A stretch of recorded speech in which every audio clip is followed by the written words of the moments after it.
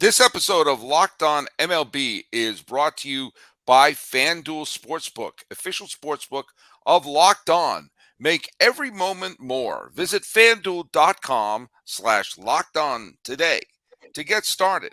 And let's get started with this episode of Locked On MLB. You are Locked On MLB, your daily MLB podcast. Part of the Locked On Podcast Network, your team every day.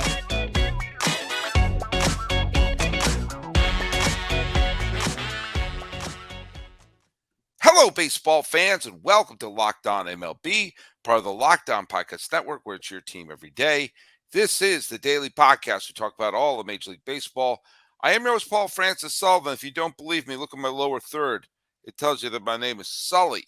I am an Emmy-nominated television producer who has been a member of the Locked On Podcast Network for the last 5 seasons. I've been podcasting for over a decade, but I like when LeBron brought his talents to South Beach. I brought my talents to Locked On. By the way, apparently there's a couple of people who think there's too many basketball references on the Locked On Podcast Network, so I'm going to skirt that right now and show you that this right over there, right in the box to the left, if you're looking at me, is my co-host for today on this crossover with Locked On Diamondbacks. And who would that be? Yeah, because LeBron couldn't do it alone. He needed Dwayne Wade by his side, throwing him alley-oops. That's where Millard Thomas of Locked On Diamondbacks comes in to help out Sully basketball, maybe, because, a lot of basketball references over here. You can follow me on Twitter at CreatorThomas24 for my personal account, or look up Locked On Diamondbacks, both Twitter, Instagram for the podcast handle. And, of course, on all your streaming platforms. And please hit subscribe on the Locked On Diamondbacks YouTube channel. And you can follow us at Locked On MLB Pods on Twitter or on Instagram. I am your pal Sully. I'm at Sully Baseball on Twitter, Sully Baseball Podcast on Instagram. Hey, this is the 5th of February. Super Bowl Sunday is next week. And whenever it's Super Bowl Sunday, as a rabid baseball fan, I feel like, oh, guess what's right around the corner? Pitchers and catchers reporting. And it's just sitting right there. I had to stop and think for a minute who's in the Super Bowl. Apparently it's Kansas City and it's Philadelphia. And so either the Royals fan base or the Phillies fan base will be going into this new season going like, all right, looking good. Good times in Philly. They have a trip to the Super Bowl the same year they have a trip to the World Series. It's always interesting when that happens. But here we go. We're here to celebrate baseball and not basketball or football or hockey for that matter. Well, occasionally we'll sneak in. One of the things that happens in baseball is you wind up celebrating the past while you're getting ready for the future and being excited about the present. And a legend who played right down the street I'm in the luxurious Locked On MLB studios in Pasadena, California, overlooking the historic Rose Bowl. Fernando Valenzuela is going to have his number retired by the Los Angeles Dodgers. No one's worn number 34, to the best of my knowledge, since he last pitched for the Dodgers in 1990. And to this day, it is one of the single most popular jerseys you see at Dodger Stadium. Yes, there are more Clayton Kershaws and Mookie Bettses out there, but there's no shortage of Fernando Valenzuela jerseys just walking around. And sorry for dudes my age, people who are Gen Xers and people who came of age as a baseball fan in the 1980s, Fernando was a huge part of the Dodgers' success in the 1980s. The only franchise to win multiple World Series in the 1980s were the LA Dodgers. And Fernando was more than just an excellent pitcher. But I mean, we're just going by the hard numbers right now. He won the Cy Young Award and the Rookie of the Year in 1981, where it was the truncated strike season, where he threw 192 and a thirds innings in 25 starts. If you're keeping score at home, that's 11 complete games. If you're keeping a score, that's 8 complete game shutouts that he threw that year. Year in and year out, he was a workhorse. He completed 20 games in 1986. and 12 games in 1987. Multiple years he would be in double digits in complete games. He led the league in victories. He's led the league in strikeouts. He's led the league in in many different sort of advanced categories. And between 1981 and 1986, he was in the top 5 of the Cy Young Award 4 times. Now, his career, he still threw 204 innings in 1990, threw a no-hitter in his final year with the Dodgers. And then the 90s kind of bounced around between the Angels, the Orioles, the Phillies. He had one last good season with the Padres, and then wound up sort of fading out with the Cardinals. But he had a wonderful career. But beyond that, he was the star of the Dodgers that opened up the team to the Mexican American population of Los Angeles. Just giving a tiny bit of a history lesson, there was a huge antagonistic relationship between the Mexican American community of LA and the LA Dodgers, because when the Dodgers moved from Brooklyn, instead of playing at Wrigley Field, LA, where the minor league Angels played, they said, no, we want to build our own stadium. And they basically leveled a predominantly Mexican community to build Dodger Stadium. Evicted a lot of people from their homes. It was shown on TV, people being dragged from their homes. And they said, we're going to build affordable housing there. And they bulldozed their homes and built a baseball stadium. So for years, the Dodgers were a symbol of a displaced community. And for better or for worse, Mexican American fans stayed away from the Dodgers for the first 2 decades, the first 2.5 decades they played here. And the Dodgers organization kind of actively sought to find a Mexican star to win over the fans. And they found a guy who was playing in an obscure town in Mexico and who could pitch wonderfully. And the Yankees were also kicking the tires with Fernando. But it was he was signed, and he was brought in to be, he was not drafted. He was a free agent signing, and he came in, and not only at age 20 did he become the Cy Young Award winner and electrified the game, but he had an element about him, and that is, this may sound weird, he just looked like a guy. He didn't look like an athlete. He looked like someone you would see in one of the neighborhoods here. He had kind of he kind of a round face and kind of a roly-poly body. He didn't look like an elite athlete. His hair was a bit, he had a sloppy hair, and he had this infectious smile and personality, and was clearly having the time of his life. He was having fun. And a lot of the Mexican American community in Los Angeles, it was like seeing their buddy was pitching for the Dodgers. And not only that, was pitching unbelievably well. And he became instantly the most recognizable face in baseball. The fans, like the stadium, would be jam-packed every start he gave. And it sort of went beyond even baseball, appearing on Johnny Carson, meeting the President of the United States. There's even a shot in the making of E.T., which was being shot in the summer of 1981, when there's a scene where Elliot throws a baseball into the little wood tool shed and E.T. throws it back. You see in the rehearsal, Steven Spielberg saying, yeah, be like Valenzuela, throw it in there. It's like it permeated everywhere. And for that period of time, he injected such a sense of joy to the team that, again, to this day, you see people wearing the jerseys. He is the announcer for the Spanish language broadcast. When they cut to him in the booth, the place goes crazy. And it's a celebration. And the Dodgers have a gigantic following now amongst the Mexican American community in LA. Now, you may say, You may criticize that based upon the origins of the team here, but you cannot criticize what Fernando meant to this ball club. And they don't win the World Series in 1981 without him. They don't go to the playoffs over and over again without him. And he is someone, is he a Hall of Famer? No, his peak was too short. He's almost like Tim Lincecum in that way. But he is someone whose peak was so intense that here we are, 2023.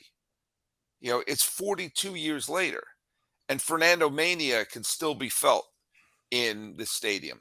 And so when you see Fernando's number retired, his number 34 retired, good. It's not always about who's in the Hall of Fame or with the highest. It's who established the history of the team. And so I think this is long overdue, and I wish it happened while Vin Scully was still alive, because Vin Scully called all of his great games. But to Fernando, El Toro, this is well deserved. Man, another great history lesson from Sully Baseball, because Fernando, admittedly, before doing this exercise, was not a player I was too keen on. So I was having to do a little research before we hopped on the podcast today. Read an article by Bill Plaschke from the LA Times talking about how he is maybe the most revered Dodger in Dodgers history. And I want to come on this podcast and kind of figure out why, because it didn't really go into the article too deep as to why. And it sounds like he was that bridge gap player between the Mexican community and the LA Dodgers, and was able to bring that audience and like kind of rectify, I guess, a little bit what the Dodgers did to that community once they built that stadium there, because the Dodgers kind of had this code in place as to why Fernando wasn't already in the Dodgers Hall of Fame. Nonsense. Yeah, it was because they had this rule in place where if you're not in the actual MLB Hall of Fame, we're not going to put you in our team's Hall of Fame. And to a degree, I kind of understand that point, because it's like giving away a participation trophy a little bit, right? But Maury Wills has his number retired, and he's not in the Hall of Fame. Junior Gilliam has his number retired. He's not in the Hall of Fame. So the minute they say that's the reason, try again. You've broken that rule before. That's where I would agree with your Tim Lincecum point. Maybe you're not in the MLB Hall of Fame, but you could have a 5 to 6 year stretch for a team's history where you do have that Tim Lincecum, where you do have that Fernando Valenzuela. For a 5 to 6 year period, there may not be a more important stretch in team history than what that player did for your franchise, where you were maybe one of the 1 to 5 best players in the league at your position for a 5 year stretch. Maybe you don't make it into the MLB Hall of Fame, but if you were able to do that to a certain team, because I think it's more about, when you look at a team's Hall of Fame, it's about your fans' personal connection to that player and what that player meant to that franchise. You don't have to go into the overall depth of legacy like you do with the MLB Hall of Fame. It's more about, what did that player do for me? How impactful was he? And did I build that connection with that player? And for Fernando Valenzuela, he got the World Series, like you mentioned, as a rookie, winning the Cy Young Award as well. 6-time All-Star for those first 6 years he was in Dodgers uniform, and won the 1981 World Series. He's got the resume of a Hall of Famer for a 5 or 6 year period. He just didn't have the longevity, like you said, before for what he did to that Dodgers franchise. Definitely deserves to be honored. Hey, let's pause for a second and talk a little bit about FanDuel. This year, the only app you need at your Super Bowl party is FanDuel, America's #1 sportsbook. Millard, are you excited about? Let's start this again. Okay. Hey, everyone, this year, the only app you need at your Super Bowl party is FanDuel, America's #1 sportsbook. Millard, are you excited about our new sports betting partner for Locked On? I am, Sully, because I hear it's the #1 sportsbook in America. Yeah. And guess what? I'm new to FanDuel. Maybe some of you are too. Well, that makes it even better. They have so many great features that make betting on sports fun, and did I mention easy? Download FanDuel now so you can bet Super Bowl 57 with a no-sweat first bet. You'll get up to $3,000 back in bonus bets if your team doesn't win. FanDuel lets you bet on everything from the money line to point spreads to who will score a touchdown. And the FanDuel Sportsbook app is safe, secure, and easy to use. And best of all, you get paid your winnings instantly. So join FanDuel today at FanDuel.com/lockedon to claim your no-sweat first bet on Super Bowl 57. That's FanDuel.com/lockedon. Make every moment more with FanDuel, which is the official sportsbook partner of the NFL.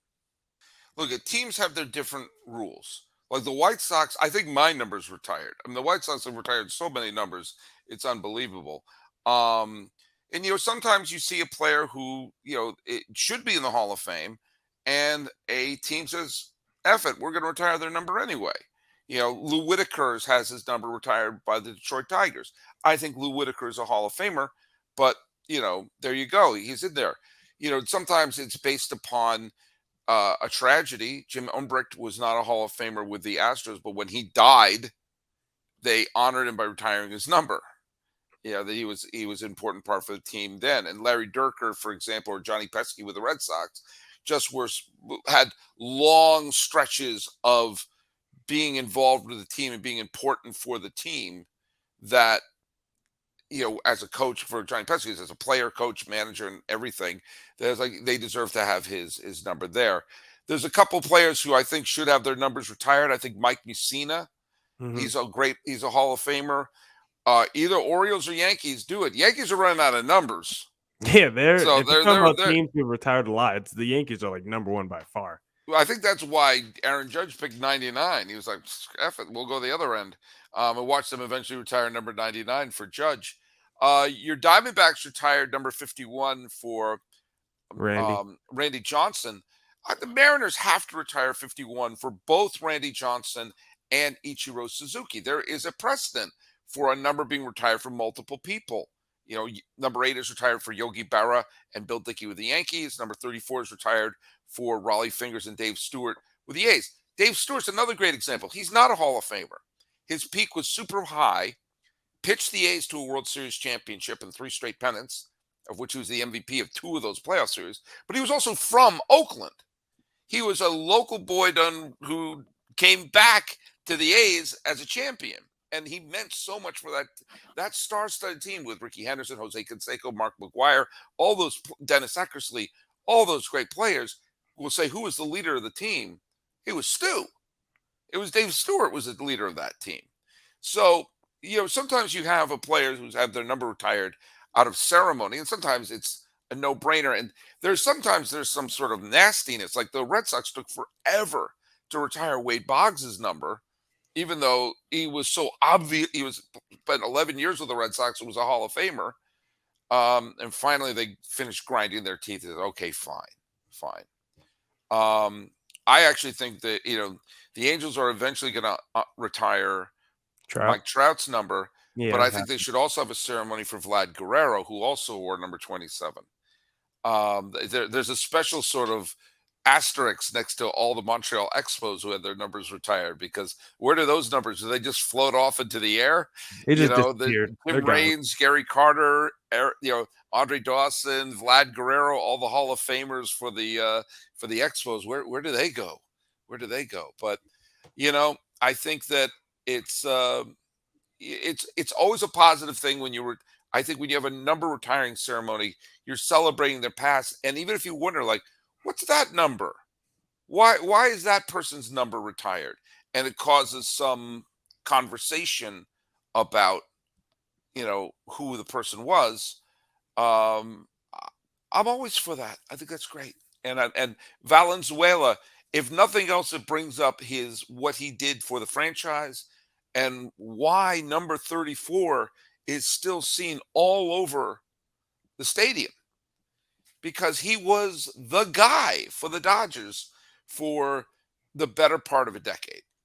Yeah. And looking at some recently retired guys, I mean, Albert Pujols, I think with the Cardinals, probably has to get his jersey number retired. Absolutely. Miguel Cabrera, I would love to see that with the Detroit Tigers as well. So I think those would be a couple of other interesting guys. There's some other guys. I mean, has Chipper Jones gotten his jersey? I believe so. If not, if it hasn't happened yet, then he did. I'll go look it up. If it hasn't happened, I mean, the Braves have retired a flurry of them, and I think one of the interesting franchises to look at in the next bunch of years is when the Bruce Bocheys and everyone retire from the game.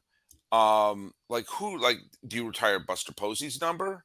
Do you retire? I mean, you have to retire Bochy's number, and probably, but do you retire Bumgarner's number? Mm-hmm. I think you probably have. I don't know, Bumgarner. Yeah, probably. The Braves have retired Bobby Cox, who I have many issues with. Chipper Jones, Warren Spahn, John Smoltz, Greg Maddux, Phil Niekro, Eddie Matthews, Henry Aaron, and Tom Glavine are all retired Hall of Famers. Also retired is number 3 for Dale Murphy, who, eerily similar to Fernando Valenzuela, was a guy who had an extremely high peak in the 1980s. Not a Hall of Famer, but for people of a certain age, he was their guy. The 80s was filled with players like that, like Don Mattingly, like Fernando Valenzuela, like Eric Davis, like Dale Murphy, Don Mattingly, I mentioned, whose career, their peak wasn't long enough to be a Hall of Famer, but for people like my age, but that was my guy. Ask Stacy Gotsulias about Don Mattingly. If she had a kid, she wanted to name the kid Mattingly. Mm.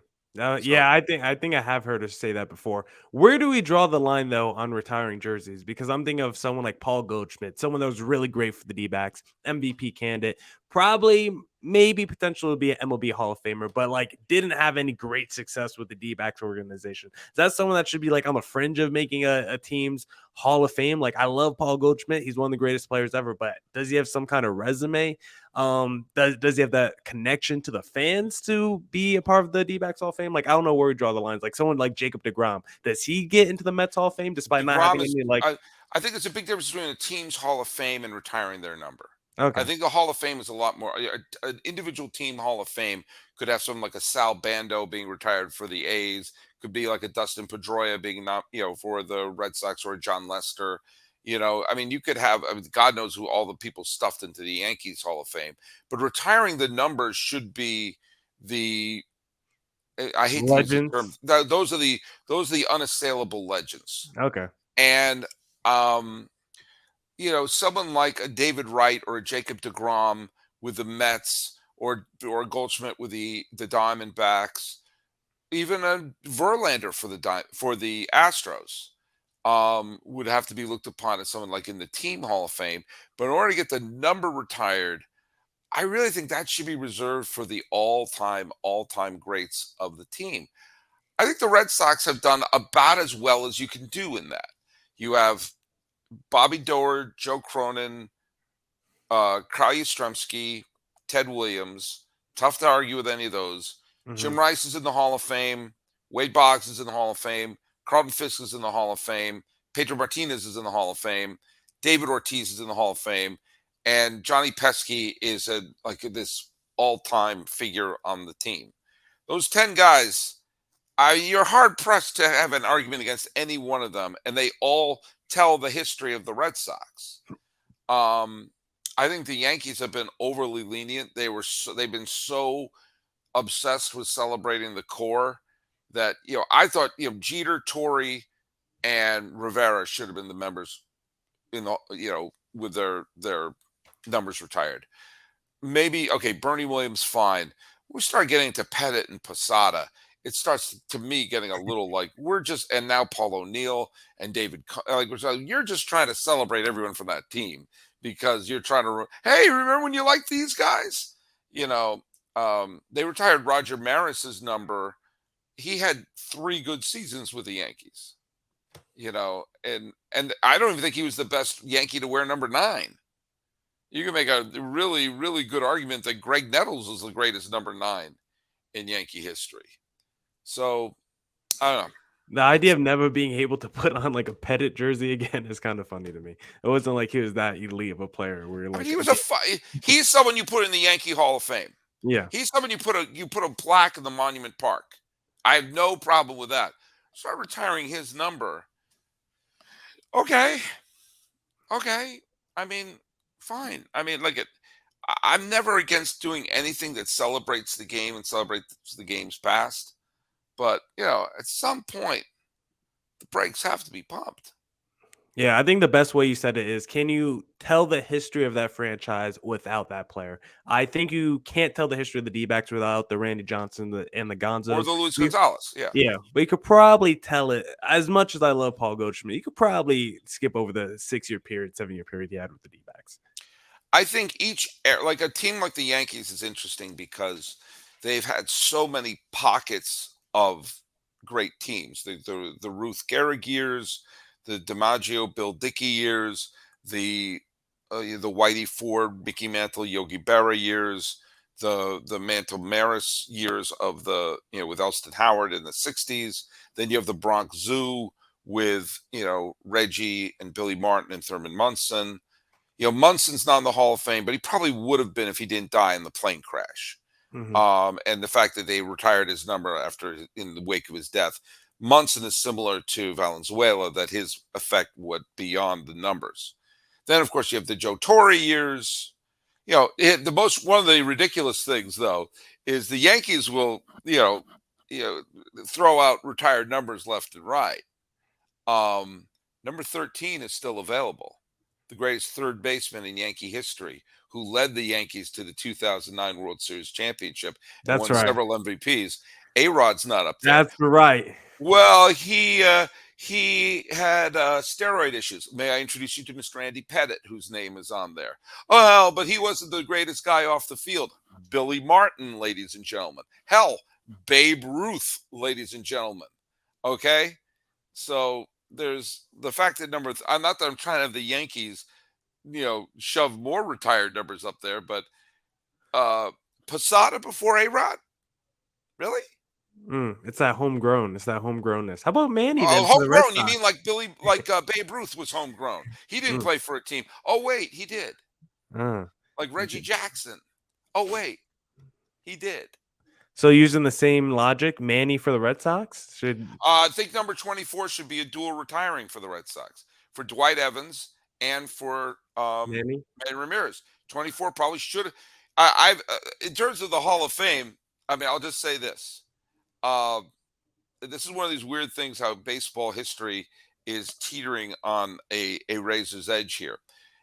If the Red Sox got that final out in 1986, not only is Jim Rice in the Hall of Fame on the first ballot, not the 15th, but Dwight Evans is also in the Hall of Fame. And chances are Clemens and Boggs are Red Sox for life. But there's certainly two of the most beloved figures instead of controversial figures who won their rings with the Yankees. I never begrudged Boggs for a nanosecond. The Red Sox didn't offer him a deal. So what is he supposed to do? Be loyal to the team that didn't offer him a deal? So, but if Evans made that, if Mookie Wilson popped up to Marty Barrett, the Red Sox win the World Series, Dwight Evans is in the Hall of Fame. Maybe by Veterans Committee, but people would have looked at his numbers and said, oh my God, he was an elite home run hitter with the advanced metrics through the wazoo. And by the way, heads and shoulders the best defensive right fielder in the American League. He would have been in the Hall of Fame, and number 24 would not have been available for Manny. But have a ceremony on, celebrating both Manny and Evans. Because it's a hard time to tell the history of the Red Sox without mentioning Manny Ramirez, whether you like him or not. And Evans was a huge part of the team as well. So, I think, look at, this is all about celebrating the past. This is all, and baseball is constantly celebrating the past, sometimes to a fault. But the fact of the matter is, this is what we're doing when we're retiring numbers. Hey, Millard Thomas, let me tell you something. Are you looking for a delicious treat, but don't have all the fat and calories? You know I am, Sully. Do you know what you should try? What? You got to try a Built Bar. Ooh. Look at, we are now into February, and we are approaching the next great hurdle for those of you who are trying to be more healthy, and that is Super Bowl Sunday's coming up, and you're going to be looking at that giant plate of wings and the big hoagies and the baked ziti and the pizza and the sausage or whatever you're going to shove in your mouth. You what? Try to be healthier, at least leading up to it, and that's what you got to try Built. With Built, healthy is actually tasty. They're so delicious, you won't think they're good for you. In fact, you know what I'm bringing to my Super Bowl party? A big bowl of Built Bars. I'm going to be the hit of the party because they're covered in 100% real chocolate. That's right. You heard me right. Real chocolate. And they have great flavors. Churro, peanut butter brownie, coconut almond. I don't know how Built does it. I've asked. They won't tell me. These bars taste like a candy bar while maintaining unbelievable macros. It's better that they're healthy, 130 calories, 4 grams of sugar, a whopping, guys, sit down. Let me tell you how many protein we got in there. 17 grams of protein, huh? And now You don't have to wait for the box to show up. For years, we've talked about ordering Built Bars at Built.com. Now you can get them at your local Walmart or Sam's Club. That's right. Head to your nearest Walmart today. Walk up to the pharmacy section. Grab yourself a box of Built Bars. You can pick up a 4-bar box set of cookies and cream, double chocolate, or coconut puffs. If you're close to a Sam's Club, which I am, in case you're wondering where I live, you can grab a 13-bar box, which I eat every day. 13 bars a day with hit flavors like brownie batter and churro. You can thank me later. Millard Thomas, I'm not kidding you. What do you think about the Built Bars? They are fantastic, Sully. The perfect post-gym treat. Built Bars, they're still good. All right, well, look at Millard. Thanks for stopping by this episode of Locked On MLB. Can you stick around for tomorrow? We'll book you in the hotel. We can have you stay for a little bit longer because we have some other stuff we got to talk about. Only if you have continental breakfast, Sully. Oh, no, we don't have continental breakfast. We only serve Built Bars in the morning. Oh, that's even better. You knock on the door. Excuse me, housekeeping, Built Bars, and they leave a little Built Bar on the pillow there. Well, look at tomorrow. Millard Thomas is back for part 2. We're going to be talking a little bit about, not to completely fold it into our sponsors here, but FanDuel has a couple of questions that they're having you bet on. We're going to take a look at them, and then we talked about uniforms today, uniform numbers to retire. But what about advertisements on said uniforms? Your team, the Arizona Diamondbacks, is leading the way in making the players walking billboards. Yeah. Some people don't like it. I have some thoughts, and some of those thoughts might surprise you or may not, depending on what you thought in the first place. Millard Thomas, tell people where they can follow you, your great show. You can follow me on Twitter, my personal account at CreatorThomas24, on Twitter at least, or follow the show account, both Twitter and Instagram. Just look up Locked On Diamondbacks. Please hit subscribe as well on the Locked On Diamondbacks YouTube channel. And you can find us at Locked On MLB Pods on Twitter and Instagram, and look us up on YouTube. Please subscribe. And you can follow me. I'm your pal Sully. I'm at Sully Baseball on Twitter, Sully Baseball Podcast on Instagram. If you have any questions you want me to talk about or any suggestions of shows you want me to go through, please go ahead and send them right there. And I'm quick to respond to it. So, talking about the legacy of Fernando Valenzuela and retired numbers in general. This has been the Locked On MLB, Locked On Diamondbacks crossover. He's Millard Thomas. I'm your pal Sully. Let's fist bump until tomorrow.